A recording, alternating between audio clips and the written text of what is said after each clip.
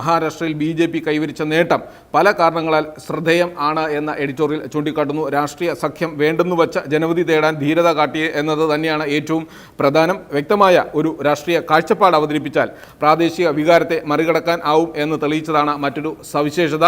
നെറുകെട്ട രാഷ്ട്രീയ കൂട്ടുകെട്ടുകളെ വെറുക്കുന്നുവെന്ന് വിധിയെഴുതാൻ ജനങ്ങൾക്ക് ഒരു അവസരം കിട്ടി എന്നതും പ്രധാനമാണ് എന്നും എഡിറ്റോറിയൽ ചൂണ്ടിക്കാട്ടുന്നു. മഹാരാഷ്ട്രയിലെ ജനവിധി രാഷ്ട്രീയ പാർട്ടികൾക്ക് ഒരു ഗുണപാഠം ആകേണ്ടതാണ്.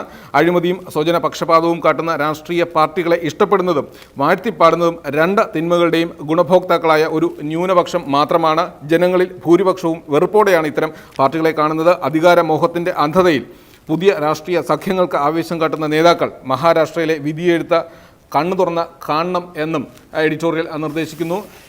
മാതൃഭൂമി ഇന്ന് നൽകിയിരിക്കുന്ന എഡിറ്റോറിയൽ മണൽ കൊള്ളക്കാർ തുരങ്കം വയ്ക്കുന്ന നാട് എന്ന തലക്കെട്ടിലാണ്.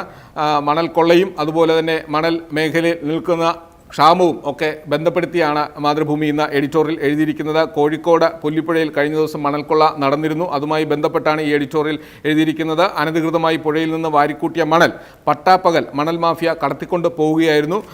കോഴിക്കോട് ഫറോക്ക് പുല്ലിക്കടവ് പാലത്തിനും അരണംകുഴി പാലത്തിനും സമീപം വിവിധ ഇടങ്ങളിലായി കൂട്ടിയിട്ട മണലാണ് മണൽ മാഫിയ പട്ടാപ്പകൽ കൊള്ളയടിച്ചു കൊണ്ടുപോയത്. നിരോധിച്ച കൊല്ലിവല ഉപയോഗിച്ചാണ് ഇത്രയധികം മണൽ പുഴയിൽ നിന്ന് കോരിയെടുക്കുന്നത്. നാട്ടുകാർ ഇത് ബന്ധപ്പെട്ട ഉദ്യോഗസ്ഥരെ അറിയിച്ചിരുന്നു, എങ്കിലും ഒരു നടപടിയും ഉണ്ടായിരുന്നില്ല. പിന്നീടാണ് കൊള്ള മുതൽ കൊള്ളയടിക്കുന്ന സംഭവം പരസ്യമായി അരങ്ങേറിയത്. പുഴയിൽ നിന്നുള്ള മണൽ വാരൽ നിരോധിച്ചതോടെ കേരളത്തിലെ ഏത് പുഴയിൽ എന്ന പോലെ പുല്ലിപ്പുഴയിലും അനധികൃതമായ മണലൂറ്റ് ശക്തമാണ്. രാപ്പകലില്ലാതെ ഈ മണലൂറ്റ് ഉണ്ടാക്കുന്ന റവന്യൂ നഷ്ടം സാമ്പത്തിക പ്രതിസന്ധിയിൽ ഉഴലുന്ന കേരളത്തിന് ഇക്കാലം ഇത്രയായിട്ടും കൈകാര്യം ചെയ്യാൻ സാധിച്ചിട്ടില്ല എന്നത് ഖേദകരമാണ് എന്ന് എഡിറ്റോറിയൽ ചൂണ്ടിക്കാട്ടുന്നു. മലയാള മനോരമ നൽകിയിരിക്കുന്ന എഡിറ്റോറിയൽ ഇന്ന് ലോകത്തെങ്ങും പടർന്നു പിടിക്കുന്ന എബോള എന്ന പകർച്ചവ്യാധിയുടെ ഭീഷണിയെക്കുറിച്ചാണ്.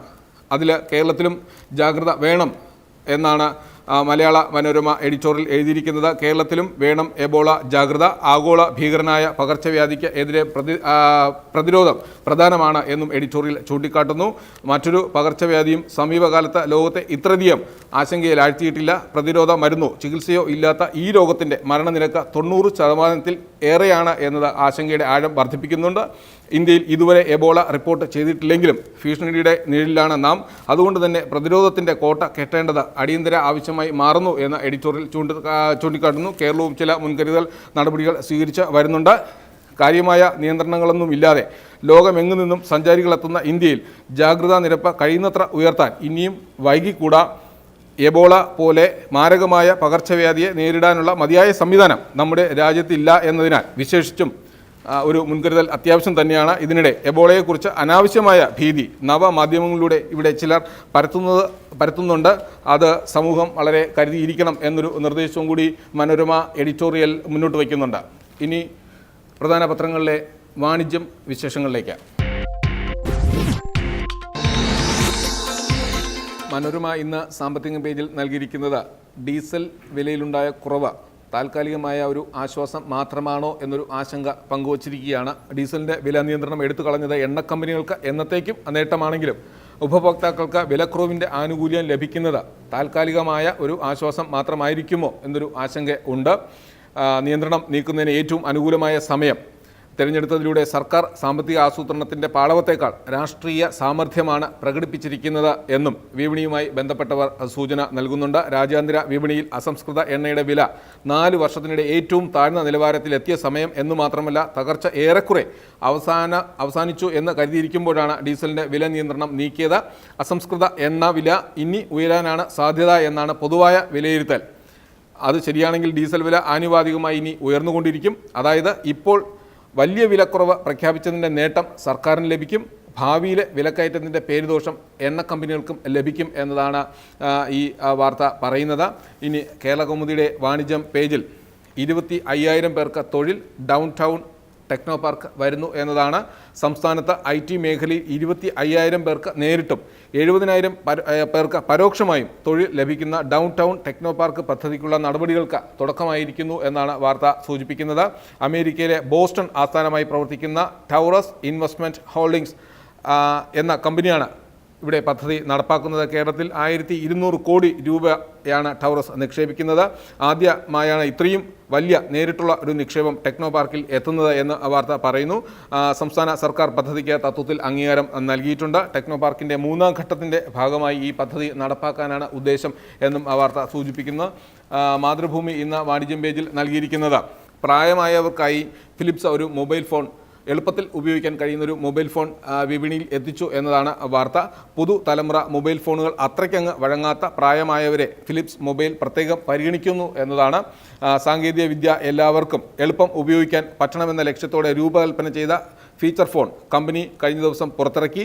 സിനിയം എക്സ് 2566 എന്ന ഫോണിന് 3800 രൂപയാണ് വില.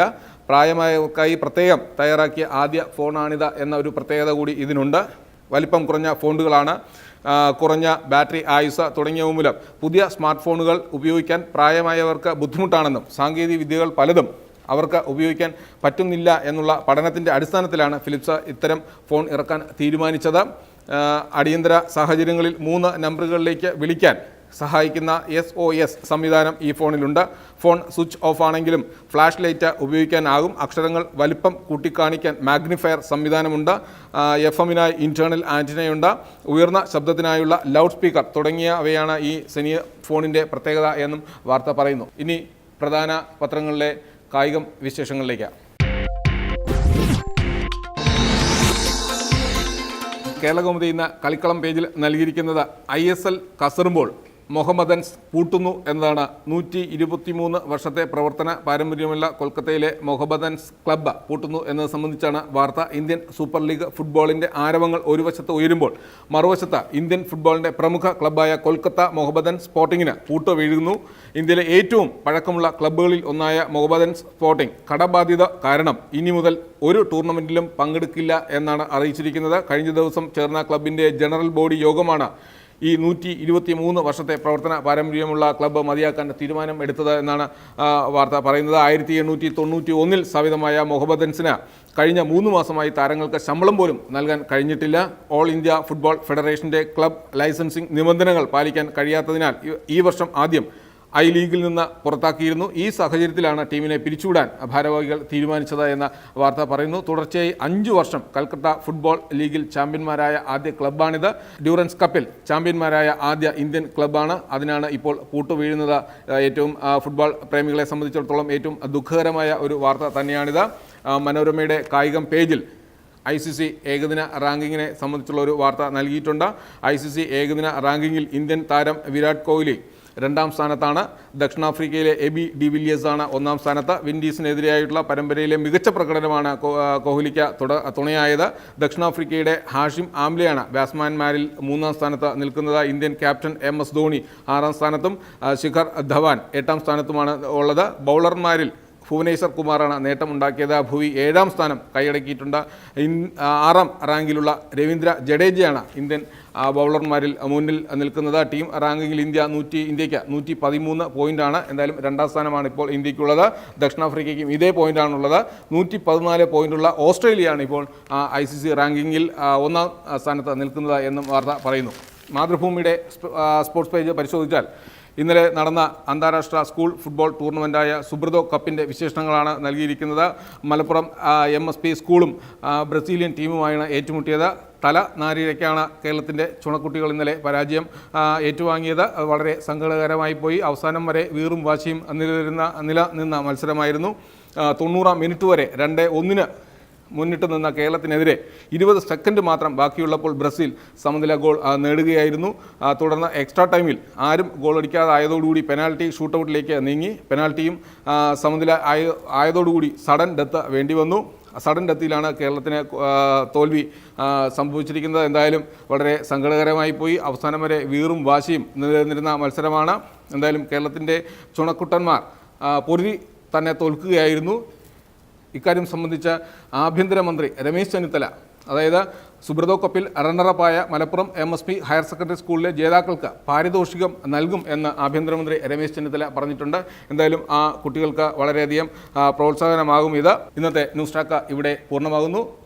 നാളെ ഇതേ സമയം വീണ്ടും. അതുവരെ നന്ദി, നമസ്കാരം.